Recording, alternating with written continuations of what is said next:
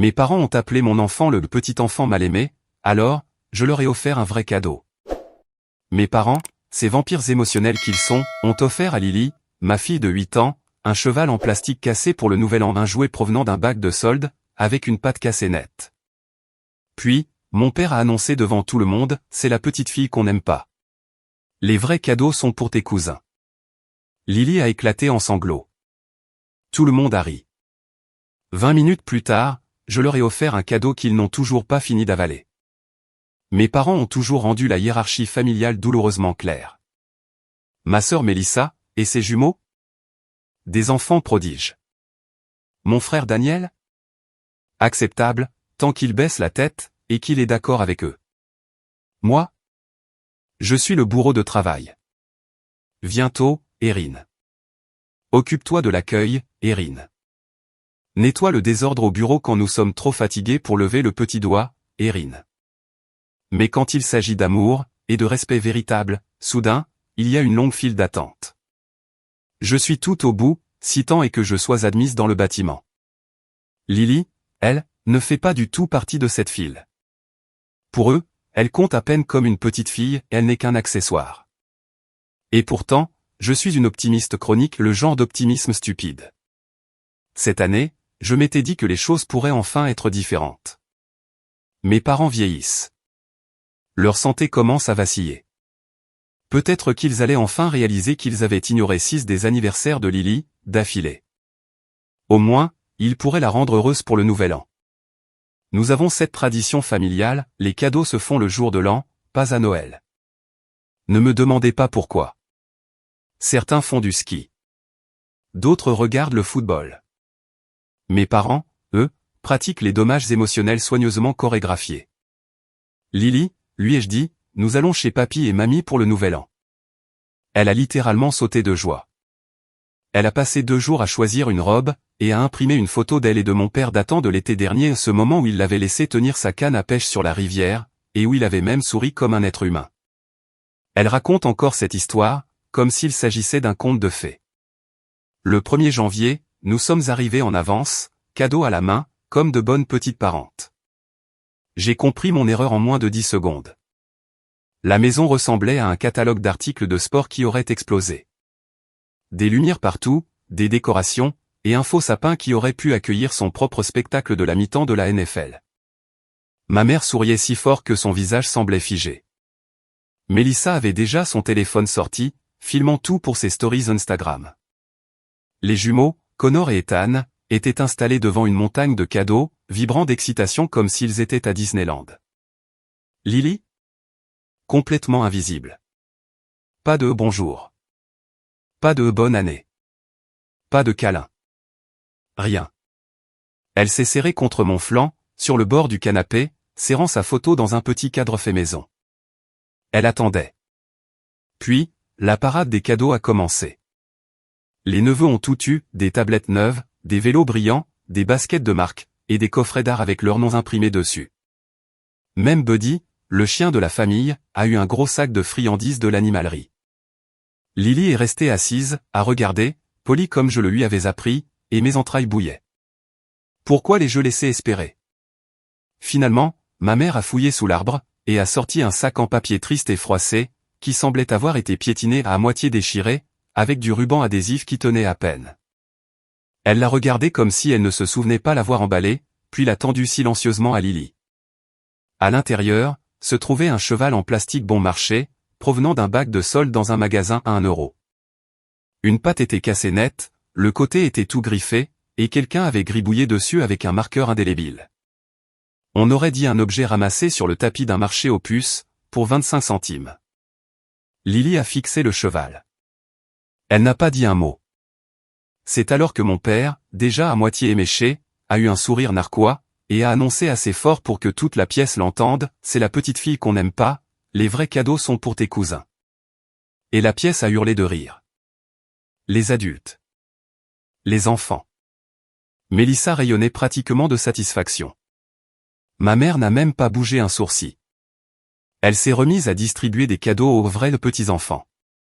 Les yeux de Lily se sont remplis de larmes instantanément. Elle a essayé si fort de se contenir. Elle n'a pas pu. Elle a couvert son petit visage de ses deux mains, et a commencé à sangloter. Je me suis figé une seconde. Non pas parce que je m'en fichais, mais parce que quelque chose en moi s'est mis en place, de la rage, de la honte, et cette clarté tranchante et glaciale, d'un seul coup. Daniel s'est levé brusquement. C'est dégoûtant, a-t-il lancé. Vous humiliez un enfant devant tout le monde. Ils avaient complètement perdu le sens des réalités à ce moment-là. Mon père a aboyé, assieds-toi, et tais-toi. Mélissa a levé les yeux au ciel. J'ai emmené Lily dans le couloir pour la calmer. Elle continuait de murmurer, entre deux hoquets, c'est peut-être une erreur. Peut-être que mon vrai cadeau est dans une autre pièce. Non, ma chérie, ai-je dit doucement. C'est tout ce qu'il y a, elle a pleuré de plus belle. Pour moi aussi, c'était fini. Plus question de prétendre que c'était simplement comme ça dans la famille. Plus de leçons de la vieille école, ils ne pensent pas à mal. Assez. Environ 20 minutes plus tard, les rires dans le salon s'étaient transformés en de petites discussions paresseuses. Mélissa était collée à son téléphone, postant les preuves de vacances familiales parfaites. Ma mère coupait le gâteau. Tout le monde était de nouveau à l'aise. Je suis revenu dans la pièce, calme. Je suis allé droit vers le sapin, j'ai ramassé avec soin les 2 cadeaux coûteux que j'avais apportés pour mes parents, le genre de cadeaux attentionnés que les enfants adultes achètent quand ils espèrent encore gagner un peu d'affection, et je les ai remis dans leur sac. Mon père l'a remarqué le premier. « Qu'est-ce que tu fais » a-t-il demandé. J'ai regardé chacun d'eux, même les enfants, qui me fixaient maintenant, sentant venir l'orage. J'espère que vous avez apprécié votre petit spectacle, ai-je dit, parce que j'ai aussi un cadeau de Nouvel An pour vous. On aurait pu entendre une mouche voler. J'arrête de travailler pour vous. Au début, ils ont sincèrement cru que je plaisantais. Mon père a eu un rire nerveux. Ma mère m'observait comme une psychologue chevronnée, certaine que j'allais me calmer dans la minute. Mélissa a levé les yeux au ciel, s'est penchée pour murmurer quelque chose à son mari Eric, et a repris une 2e part de gâteau. Alors, j'ai tout déballé. Je me prépare depuis 1 an, leur ai-je dit. J'ai suivi des cours, j'ai construit mon réseau. La semaine dernière, mon investisseur, Nathalie Graham de Chicago, a signé le protocole d'accord. Je lance ma propre entreprise, non pas dans un créneau lointain, mais juste ici, à 2 pâtés de maison de votre bureau. Une concurrence directe. Et nous faisons tout selon les règles, structure transparente, fiche de paie claire, pas de combine louche, pas de népotisme, et surtout, aucune humiliation en guise d'éducation. Toutes ces années, j'avais observé, j'avais appris. Ils pensaient que je n'étais que leur mule d'assurance surchargée de travail, leur filet de sécurité gratuit. Mon père a cessé de sourire. Il a repoussé sa chaise, et s'est levé. As-tu la moindre idée de ce dans quoi tu t'embarques ? A-t-il demandé. Tu n'as pas les tripes pour ça. Ma mère est devenue livide. Pourquoi nous ferais-tu ça ? A-t-elle chuchoté. Quel genre de fille trahit sa propre famille ? C'est assez simple, ai-je répondu. Vous ne me traitez pas comme une fille, et vous ne traitez certainement pas Lily comme une petite fille. Je ne trahis pas une famille. Je m'éloigne d'un incendie que vous alimentez depuis des années. Mélissa a explosé. Tu as toujours été jalouse. A-t-elle sifflé. Tu détestes le fait que mes fils réussissent mieux que ton enfant. Réussissent ? Ai-je répété. Ils ont 8 ans. Ils reçoivent des tablettes juste pour le fait d'exister. Lily vous a fabriqué un cadre photo de ses propres mains, et qu'avez-vous fait ? Vous vous en êtes servi comme décor pour l'humilier devant tout le monde, et je suis censé être jalouse de ça ? Daniel en avait assez entendu. Il s'est approché, a pris Lily dans ses bras là où elle se tenait dans le couloir, serrant ce cheval cassé en essayant de ne pas pleurer. Viens, petite, lui a-t-il dit. On va monter, préparer un chocolat chaud, et jouer au Monopoly. On va passer de vraies vacances, là-haut. Avant de partir, il a croisé mon regard. Tu fais ce qu'il faut, a-t-il dit calmement. Ça aurait dû arriver il y a longtemps. En bas, mes parents ont complètement perdu les pédales. Mon père hurlait que j'étais une ingrate, que je tournais le dos à tout ce qu'ils avaient construit pour moi. C'est moi qui l'ai construit, lui ai-je rappelé. Chaque heure supplémentaire, chaque appel tard le soir, Chaque corvée que vous me balanciez parce que vous ne vouliez pas vous donner la peine de le faire. Vous ne m'avez aimé que lorsque je me taisais, et que je m'épuisais au travail. J'ai attrapé le manteau de Lily, j'ai fourré le cheval cassé dans son sac, et je suis parti. Pas de claquement de porte dramatique, pas de discours du genre vous le regretterez. Juste la liberté. Lily s'est endormie dans la voiture avant même que nous atteignions le centre-ville. Pressée contre la vitre, elle serrait le lapin en peluche que Daniel lui avait glissé dans les bras à l'étage. Elle ne pleurait plus. Son visage montrait quelque chose de pire, ce calme vide et hébété, qui survient quand quelque chose d'important se brise à l'intérieur d'un enfant, et qu'il ne sait pas comment le réparer. Je les détestais de lui avoir fait ça. À la maison, je l'ai portée directement dans son lit, avec ses chaussures. Elle ne s'est pas réveillée. Je me suis assise sur le bord de son matelas, et j'ai pensé à combien de temps j'avais laissé cette situation durer. J'aurais pu partir il y a des années. J'aurais dû. Mais la famille me tenait enchaîné, comme si ce mot seul signifiait quelque chose. Ce n'est pas le cas, pas si l'humiliation fait partie du contrat. Ça, je le sais maintenant. Le soir même, j'ai envoyé ma démission via notre système de RH en ligne. Pas de drame. Pas de monologue à cœur ouvert. Juste des faits. J'ai écrit que je ne travaillerais plus pour eux, que je n'étais pas leur piste d'atterrissage de secours, et que les messages WhatsApp à minuit, les nettoyages d'urgence, et le fait de couvrir constamment leur négligence, c'était terminé. J'ai cliqué sur envoyer. J'ai attendu l'explosion. Rien. Pendant les premiers jours, ce fut le silence de mort. Aucune réponse du tout, comme s'ils avaient décidé de l'ignorer, en espérant que cela passerait. Une semaine plus tard, ma mère m'a envoyé un SMS comme si de rien n'était. « Est-ce que Lily a aimé le cheval ?» a-t-elle demandé. C'était juste une blague, tu sais. Je ne voulais rien faire de mal. Je n'ai pas répondu. Mon silence a dû les exaspérer, car mon père a envoyé le message suivant, « Tu réagis de manière excessive. Tu vas le regretter. Tu ne réfléchis pas clairement. » Si. Ma tête n'avait jamais été aussi claire. Le mois de janvier a défilé dans ce calme étrange, plein d'échos. Lily a commencé à poser des questions plus difficiles. Maman, a-t-elle dit un soir, en se blottissant contre moi sur le canapé, est-ce que papy et mamie m'ont oublié? Pourquoi penses-tu ça? Ai-je demandé. Parce que s'ils se souvenaient de moi, ils ne riraient pas quand je suis triste. En plein dans les côtes. Ils n'ont pas oublié, ai-je dit lentement. Mais certains adultes ne savent aimer que la version d'une personne qui leur permet de se sentir puissant. Les enfants comme toi, avec de grands cœurs et des voix calmes, ne font pas assez d'esclandre. Les gens comme ça ne te voient pas correctement, car ce qui leur importe vraiment, c'est le contrôle. Elle n'a pas tout compris, mais elle a hoché la tête. Puis, elle a demandé si elle pouvait avoir une boîte à bijoux musicale rose avec une ballerine, la même que ses cousins avaient reçue de papy et mamie pour le nouvel an. Je l'ai achetée le lendemain matin. Je lui ai dit qu'elle venait de papy et mamie. Je ne pouvais plus la regarder se sentir indigne d'une présence réelle, à cause de deux adultes amers. Début février, ma propre entreprise que j'ai appelée New Course tenait sur ses propres jambes. Lors des réunions du lundi matin à 9 h, les gens nous appelaient en priorité.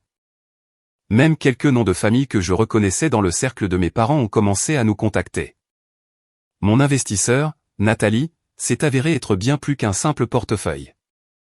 Elle croyait réellement en l'idée de construire quelque chose d'honnête et de durable. Elle m'a présenté à deux anciens cadres qui voulaient collaborer, et m'a averti de bien vérifier leur contrat pour d'éventuelles clauses de non-concurrence. En 3 semaines, nous avions un petit bureau dans un centre d'affaires du centre-ville, un nom et un logo créés par un designer local, et 3 personnes dans l'équipe, tous des gens qui avaient quitté l'entreprise de mes parents, Vector, au fil des ans. Parce qu'ils en avaient assez de la toxicité. À la mi-janvier, les 5 premiers clients avaient signé des contrats. Début février, nous en étions à 10. 2 d'entre eux étaient des clients de longue date de mes parents. Je n'avais débauché personne. Je n'avais pas appelé, je n'avais pas murmuré. Ils sont venus d'eux-mêmes, et ont signé des lettres d'intention. L'un d'eux m'a dit, « J'ai toujours pensé que c'était vous qui faisiez tenir cet endroit, et la comptabilité là-bas était un désastre, sauf quand vous interveniez. » Vers cette époque, mon téléphone est devenu étrangement silencieux dans une direction précise. Plus de messages de Mélissa. Plus d'essais culpabilisateurs de ma mère. Plus de commentaires narquois de mon père. Mais j'ai remarqué autre chose. L'Instagram de Mélissa a commencé à changer. Au début, c'était les photos habituelles de petit déjeuner, mes fils parfaits, et des filtres mignons. Puis sont venues les citations dramatiques sur la trahison, la loyauté familiale, et les serpents déguisés en parents. La subtilité n'a jamais été son fort. Puis, un mardi, une enveloppe blanche est apparue dans ma boîte aux lettres épaisses, avec une bordure dorée. Pas d'adresse de retour, mais j'ai reconnu l'écriture immédiatement. À l'intérieur, une invitation pour un dîner de famille chez mes parents, uniquement les plus proches. Le 10 février. Rien de formel, juste s'asseoir et discuter. Pas d'excuses. Aucune mention du nouvel an. Juste un langage chaleureux et factice sur la famille, et le fait de se retrouver. Je l'ai fixé pendant un long moment, non pas parce que j'étais tenté. Mais parce que j'avais enfin compris, je ne leur manquais pas, ils avaient besoin de moi. L'enveloppe est restée sur la table de la cuisine pendant des jours, près des crayons de Lily et d'une pomme à moitié mangée. Je passais devant en faisant semblant de ne pas m'en soucier. Je m'en souciais, mais pas parce que j'espérais qu'il change. Je savais qu'il ne le ferait pas. J'étais curieuse de connaître leur prochain mouvement. Daniel a appelé. Il avait reçu la même invitation. Il a dit qu'il ne comptait pas y aller, mais quelque chose d'étrange est arrivé. Quelqu'un du bureau de mes parents a laissé échapper que leur plus vieux client, le plus fiable, avait discrètement annulé un contrat 2 semaines plus tôt. Pas de drame, pas d'annonce, juste fini. C'est drôle, a ajouté Daniel. Ce même client t'a appelé vendredi dernier, n'est-ce pas? C'était vrai. Je vais y réfléchir, ai-je dit à mon frère. Puis, sans le dire à personne, j'y suis allé. Le 10 février. Une demi-heure à ramper dans les embouteillages pour rejoindre leur quartier. La rue devant leur maison était froide, venteuse, et plus calme que dans mes souvenirs. Je suis entré par la porte d'entrée comme je le faisais autrefois, à l'époque où je jouais encore leur jeu. Le visage de ma mère était un mélange de surprise et de calcul, elle était habillée comme si elle attendait des investisseurs, et non sa fille. Mon père était déjà à la table de la salle à manger, incliné dans son fauteuil avec un verre de brandy, essayant de projeter l'image de « tout va bien, c'est un dimanche normal ». Mélissa m'a vu et a visiblement grimacé, je n'avais pas emmené Lily. Je ne l'emmènerai plus jamais près de cette maison. Personne n'a demandé où elle était. Ma mère a glissé plus tard une phrase passive-agressive sur le fait que je les privais de leur petite fille. Mais c'était tout. Nous avons discuté de banalités pendant environ 30 minutes. Mon père divaguait sur le marché qui flanchait, la concurrence qui devenait plus agressive, disant que les choses étaient plus faciles autrefois. Ma mère se vantait que ses amis venaient toujours lui demander conseil. Mélissa faisait défiler des photos de ses fils, prétendant que son mariage ne tombait pas en ruine. Puis, mon père s'est raclé la gorge, et a changé de ton. Nous avons réfléchi, a-t-il dit. Nous comprenons maintenant à quel point tu contribues. Nous voulons arranger les choses. Vraiment les arranger. Il m'a regardé droit dans les yeux. Je t'offre un partenariat. Parts égales. Contrôle total. Reviens, c'est tout. Ma mère a sauté sur l'angle émotionnel. Lily leur manquait. La famille n'est pas parfaite, mais ils essaient. Oui, des erreurs ont été commises. Mais ils sont prêts à changer. Mélissa restait assise avec un visage aigri, s'attendant clairement à ce que je supplie pour obtenir cet honneur. Elle a attendu longtemps. J'ai une question, ai-je fini par dire. Pourquoi maintenant? Après toutes ces années d'insultes, à m'ignorer, à me traiter comme une employée subalterne, pourquoi ce moment précis? Mon père a commencé à parler du temps qui guérit toutes les blessures. Ma mère a dit quelque chose sur le renouveau spirituel. Alors, je leur ai donné la vraie réponse. C'est parce que vos plus gros clients s'en vont, ai-je dit. C'est parce qu'Alex Carter, votre responsable de projet, a rejoint mon équipe la semaine dernière, et que vous l'avez à peine remarqué parce que votre réputation coule, et que vous pensez que je suis votre bouée de sauvetage. Mélissa a ricané, renversant un peu de vin. Tu es délirante, a-t-elle marmonné. J'ai sorti ma propre enveloppe, de la même taille, avec la même bordure dorée, et je l'ai poussée sur la table vers mon père. Il l'a ouverte, s'attendant à un accord signé pour mon retour. Au lieu de cela, c'était une offre, un rachat de leur part dans Vector, basé sur une évaluation indépendante. Pas de piège, juste une sortie propre. De quoi leur permettre de prendre leur retraite, et de sauver la face en appelant cela une transition planifiée, au lieu de l'effondrement que c'était réellement. Le visage de mon père est devenu rouge brique. Ma mère s'est figée, puis a bafouillé, « Comment oses-tu ? Comment oses-tu ? C'est une offre réelle, ai-je dit. Nous pouvons nous asseoir avec des avocats pour discuter des détails, mais pas ici. Et certainement pas dans mon bureau, là où mon équipe travaille. » Elle a cligné des yeux, comme si elle ne m'avait pas bien entendu, puis a secoué la tête d'un air pitoyable. « Erin, qu'est-ce qui t'est arrivé ? Tu étais la plus raisonnable d'entre nous, a-t-elle dit. J'ai souri. Exactement. J'ai commencé à me traiter aussi bien que je vous ai toujours tous traités. C'est dingue, non ? Je suis parti sans demander leur bénédiction.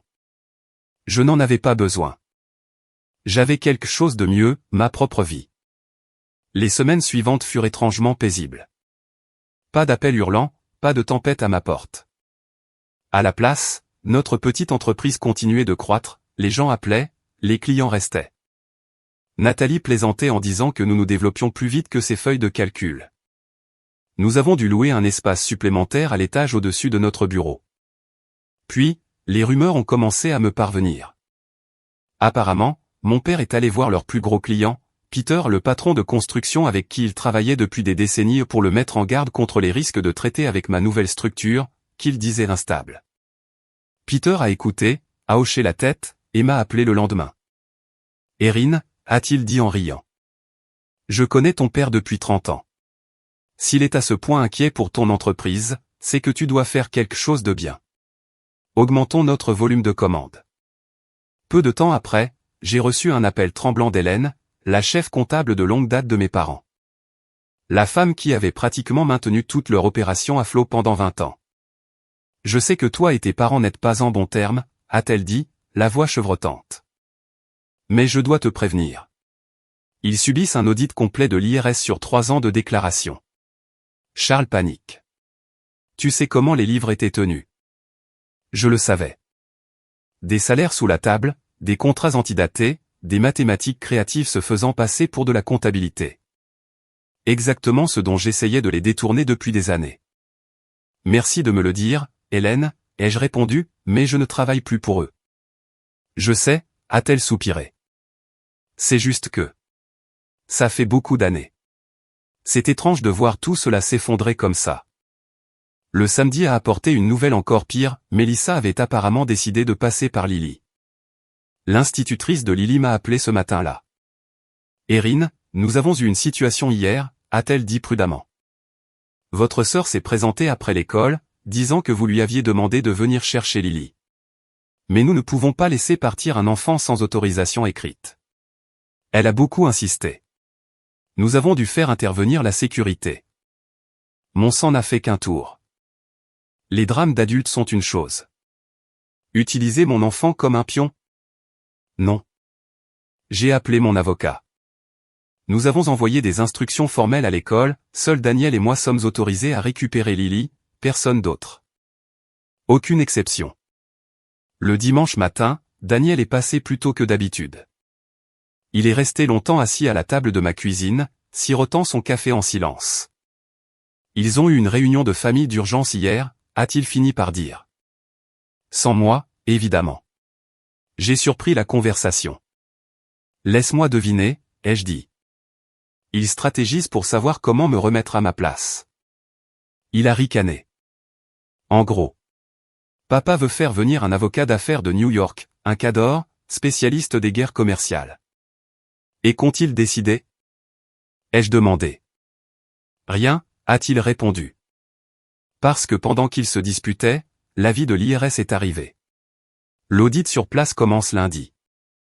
Nous nous sommes regardés, et Daniel a éclaté de rire. Tu connais le vieux dicton sur les chaises de pont sur le Titanic, a-t-il dit. C'est douteux. Le mois de mars est arrivé sans explosion majeure, mais avec beaucoup de petites révélations. Non seulement des clients, mais aussi des employés de Vector ont commencé à migrer vers nous. Chloé, du service commercial, fut la première. Tes parents traitent les gens comme des pièces jetables, a-t-elle dit. Pas toi. Je préfère travailler là où je n'ai pas peur de respirer. Puis Mike, leur vieux routier de la logistique. Je ne suis plus un gamin, a-t-il marmonné. Mais j'en ai fini de travailler dans le chaos, et Charles a transformé ce bureau en cirque. Fin mars, notre personnel était passé à 15 personnes. Nous avons loué un autre bureau à l'étage. L'appel le plus inattendu est arrivé la dernière semaine de mars. C'était Eric, le mari de Mélissa. Désolé de te déranger, a-t-il dit, d'une voix épuisée. Pouvons-nous parler? Sans Mélissa. C'est entre nous. Nous nous sommes retrouvés dans un café du centre-ville. Il avait l'air de n'avoir pas dormi depuis un mois. Il a remué son café si longtemps que la cuillère devait avoir mémorisé la tasse. Nous divorçons, a-t-il fini par dire. Je n'en peux plus. Le jour de l'an a été la goutte d'eau. Il m'a raconté que Mélissa disait au garçon que j'étais la méchante tante qui voulait détruire la famille. Connor pleure la nuit, terrifié à l'idée que papy fasse faillite, et qu'il finisse à la rue. Je suis désolé, lui ai-je dit. Ne le sois pas, a-t-il balayé d'un geste. C'est de ma faute. Je suis resté silencieux trop longtemps. Mais le pire? Elle ne voit même pas qu'elle fait subir aux enfants exactement ce que tes parents t'ont fait subir. Même poison, nouvel emballage. Il prévoyait de déménager dans une autre ville, de recommencer à zéro. Le tribunal laisserait probablement les enfants à Mélissa. Il les aurait les week-ends. Prends soin de Lily, a-t-il dit en partant. C'est une perle. Tu as bien fait de partir. Je suis juste en retard à la fête. Avril a commencé par une autre surprise, Hélène s'est présentée à notre bureau en personne, habillée pour la bataille. Un grand sac fourre-tout rempli de dossiers. Je démissionne, a-t-elle dit, sans préambule. Je ne peux plus. L'audit avait mis au jour un beau gâchis. Les amendes allaient être colossales, et Charles essayait de tout lui mettre sur le dos. J'ai travaillé pour eux pendant 30 ans, a-t-elle dit. Et maintenant, soudainement, je suis le bouc émissaire. Je lui ai proposé le poste de chef comptable chez New Course sur le champ. Elle a failli pleurer. Tu me prendrais vraiment? Je ne suis plus toute jeune. Hélène, ai-je dit. Tu as maintenu leur entreprise à flot toute seule. Bien sûr que je te prends. Avec Hélène est arrivé quelque chose que nous n'avions pas prévu, de bons clients. Il s'avère que beaucoup de gens étaient restés chez mes parents uniquement grâce à elle. Celle qui se souvenait de chaque anniversaire, qui trouvait des compromis, qui s'en souciait vraiment. Quand elle est partie, ils ont commencé à nous appeler. À la mi-avril, mon père m'a appelé pour la première fois en 2 mois. Sa voix semblait vieille. Erin, nous devons parler, a-t-il dit. Sérieusement, pas d'émotion, juste les affaires. D'accord, ai-je répondu. Passe avec maman demain à 15 heures. J'aurai une salle de conférence réservée. Merci. Il a expiré, et a raccroché. Ils sont venus ensemble. Pas de Mélissa. Selon ma mère, elle était occupée par le divorce. Ils avaient tous les deux une sale mine.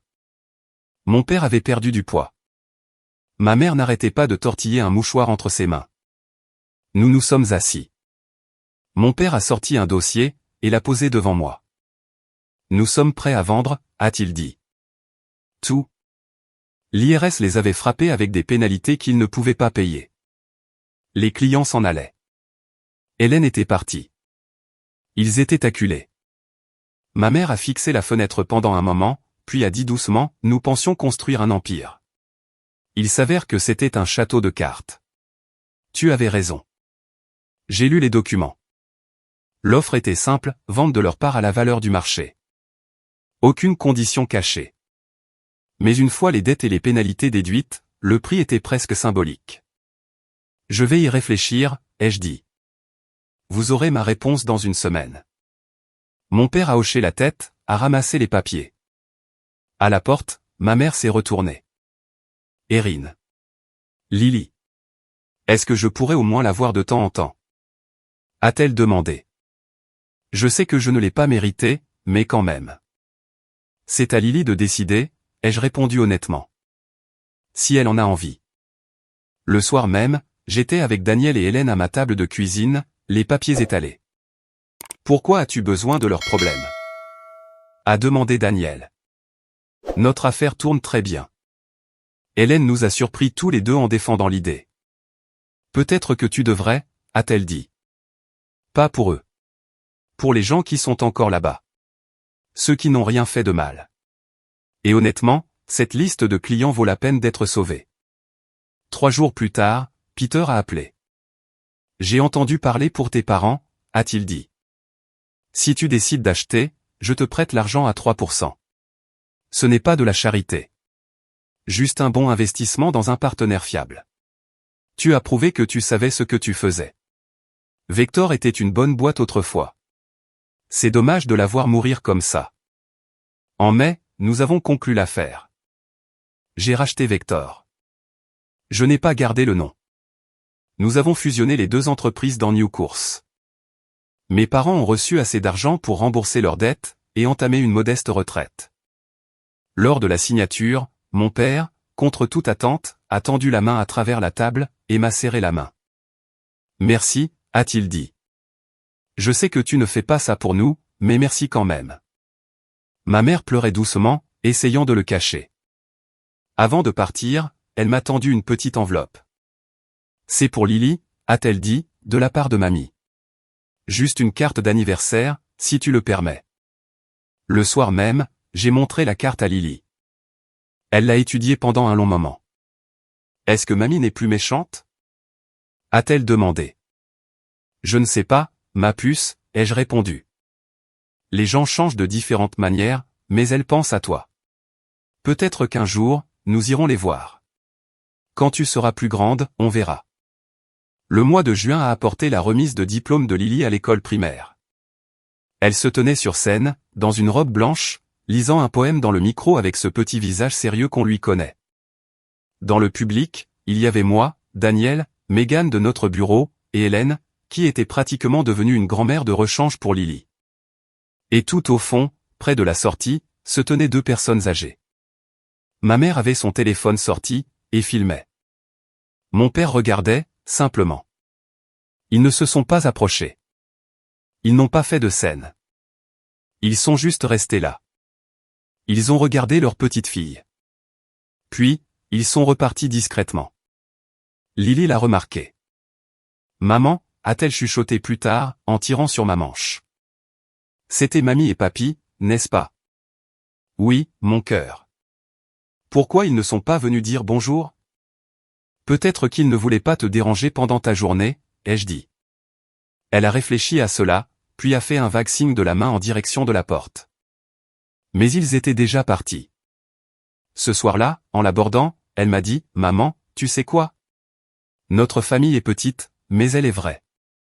C'est mieux qu'une grande famille où tout le monde fait semblant. » J'ai embrassé le sommet de sa tête. Qui t'a appris à être si sage? Ai-je demandé. Oncle Daniel, a-t-elle répondu. Il m'a dit qu'on n'a pas besoin de 100 € quand on a une bande de bons amis. On n'a pas les 100 €, mais ceux qu'on a sont géniaux. Elle n'avait pas tort. Nous n'avions pas 100 amis, mais ceux que nous avions étaient vrais, et notre famille, aussi petite soit-elle, était la nôtre. Il y avait un mot de Daniel qui m'attendait sur la table de la cuisine quand je suis ressorti. Tu te souviens quand on rêvait d'avoir notre propre entreprise quand on était gamin? Avait-il écrit. Où tout serait juste, et où les gens seraient bien traités. Regarde autour de toi. On l'a fait. Maman et papa ont semé le vent, et récolté la tempête. Nous avons semé autre chose. Voyons quel genre de récolte nous allons obtenir. Il avait raison. Nous avions planté quelque chose de bon, sous la forme d'une entreprise en pleine croissance, d'une équipe fidèle, et surtout, d'une enfant heureuse, qui sait qu'elle est aimée simplement pour ce qu'elle est, et non pour ce qu'elle apporte. Ma défunte grand-mère disait souvent, ne cherche pas mieux quand les choses sont déjà bien. Il s'avère qu'elle se trompait. Parfois, il faut s'éloigner du bien familier pour trouver la chose véritable. Celle sans condition, sans manipulation. Sans chevaux en plastique cassé et sans humiliation publique. Nous l'avons trouvée. Nous l'avons bâtie nous-mêmes. Alors, qu'en pensez-vous? Suis-je allé trop loin, ou pas assez? Dites-le moi dans les commentaires, et abonnez-vous pour en savoir plus.